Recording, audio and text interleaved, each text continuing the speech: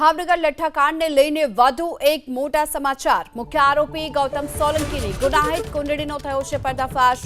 ગૌતમ સોલંકી સામે અત્યાર સુધીમાં પ્રોહિબિશનના 4 ગુના નોંધાયેલા છે। ગૌતમ સોલંકી સામે મારામારીનો અગાઉ એક ગુનો પણ નોંધાયો છે। જો કે સુરત, ભાવનગર અને દાહોદમાં પણ તેની સામે ગુના નોંધાયેલા છે।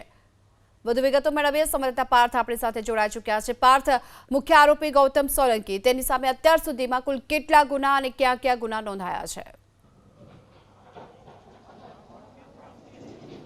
જો ભાવનગરના વર્તેજ ગામની અંદર રહેતો ગૌતમ વિરમભાઈ સોલંકી કે જે આજે લઠ્ઠાકાંડનો મુખ્ય આરોપી છે, જેના કારણે 9 લોકોના જીવ ગયા છે, આ મુખ્ય આરોપી છે તેની ક્રિમિનલ હિસ્ટ્રી એટલે કે તેની કુંડળી છે તે અમારા હાથ લાગી છે। જો સૌપ્રથમ આજે ગૌતમ સોલંકી નામનો વ્યક્તિ છે કે તેમના ઉપર 5 ગુના દાખલ થયા છે, જેમાં 4 પ્રોહિબિશનના ગુના દાખલ થયા છે અને એક મારામારી જેવી ગંભીર ગુનાની ઘટના છે તે તેમના ઉપર દાખલ થઈ છે। સૌપ્રથમ આ જે વ્યક્તિ છે તેમના ઉપર સુરતના જે કામરેજ પોલીસ સ્ટેશન આવેલું છે કે જેનું નનસાડ ગામ આવેલું છે, તેમાં 132 બોટલ છે તે ઇંગ્લિશ દારૂની સપ્લાય કરતી વખતે 4/10/2022 રોજ તેમના ઉપર ગુનો દાખલ કરવામાં આવ્યો હતો અને આ વ્યક્તિ છે તેમનો આ જે ક્રિમિનલની શરૂઆત છે તે 2022થી સુરતથી થઈ હતી અને ત્યારબાદ આ જે વ્યક્તિ છે ગૌતમ સોલંકી કે તેમને દાહોદ જિલ્લાની અંદર પણ આજે મોટી માત્રામાં એટલે કે 44 પેટી દારૂ છે તે સપ્લાય કરવાનો પ્રયાસ કર્યો હતો, પરંતુ ત્યાં પણ તેમના વિરુદ્ધ ગુનો દાખલ કરવામાં આવ્યો હતો અને આ સાથે જ ભાવનગરના અલગ અલગ પોલીસ સ્ટેશનની જો વાત કરવામાં આવે તો સોનગઢ, સિહોર તેમજ નીલમબાગ અને આ વર્તેજ પોલીસ સ્ટેશન આવેલું છે કે જ્યાં ગુના દાખલ કરવામાં આવ્યા છે। એટલે કે કહી શકાય કે આ જે મુખ્ય આરોપી છે કે જેમનો ભૂતકાળ પણ ક્રિમિનલ છે અને પ્રોહિબિશનના અલગ અલગ ગુના નોંધાયા છે, કારણ કે જો પોલીસ એવું કહેતી હોય કે આજકાલથી આ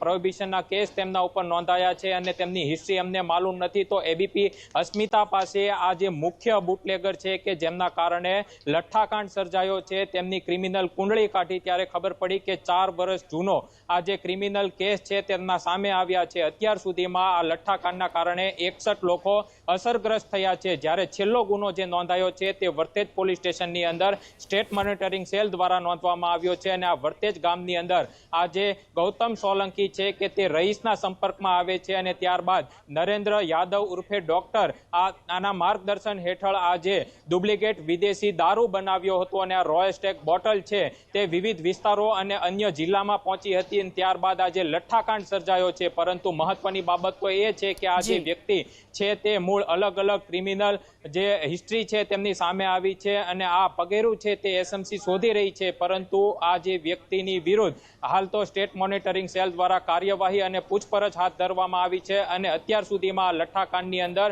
કુલ 14 વ્યક્તિઓની ધરપકડ કરવામાં આવી છે અને આખરી જે 14મો વ્યક્તિ છે કે જે સેકન્ડ નંબરનો ગણવામાં આવે છે તે રહીશની પણ ધરપકડ કરવામાં આવી છે। એટલે કે આ જે ગૌતમ સોલંકી છે તે 2022થી જ પ્રોહિબિશનના કેસ છે તેમના ઉપર નોંધાઈ ચૂક્યા છે અને હાલ તે લઠ્ઠાકાંડનો મુખ્ય આરોપી છે। ગીતા જી, આભાર આપનો આ સમગ્ર માહિતી માટે।